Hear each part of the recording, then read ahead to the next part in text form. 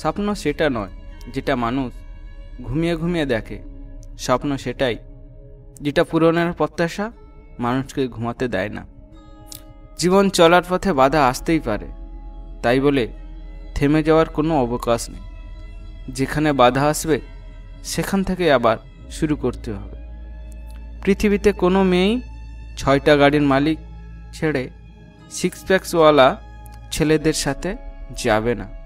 তাই জিমে যাওয়া বন্ধ করে কাজে যাও। তোমার দর্শন ও স্বপ্নকে নিজের সন্তানের মতো লালন করো, কারণ এগুলোই তোমার চূড়ান্ত অর্জনের প্রতিচিত্র হয়ে উঠবে। একজন প্রথম শ্রেণীর কর্মকর্তার প্রয়োজন হয়ে থাকার চেয়ে একজন চতুর্থ শ্রেণীর কর্মচারীর প্রিয়জন অনেক সম্মানের ও গৌরবের।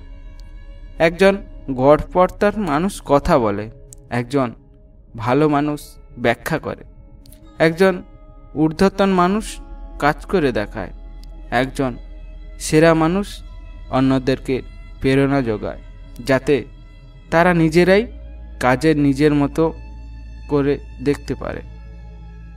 তুমি জীবনে যা চাও তা তুমি পেতে পারো যদি তুমি অন্যদেরকে তাদের চাওয়া নিশ্চিত করতে সাহায্য করো।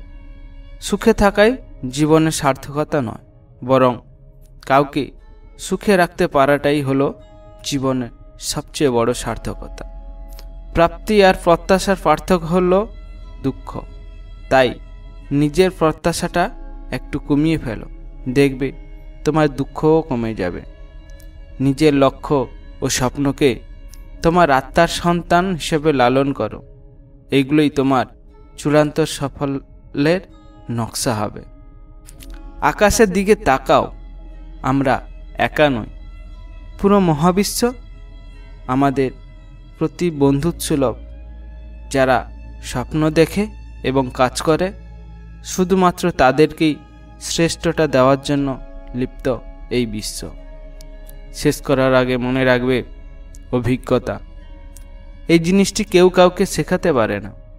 তোমাকে পৃথিবীর সবচেয়ে জ্ঞানী মানুষটি পরামর্শ দিতে পারে, কিন্তু যতক্ষণ না নিজে অভিজ্ঞতাটি অর্জন করছো, বিষয়টি তুমি সত্যিকারে উপলব্ধি করতে পারবে।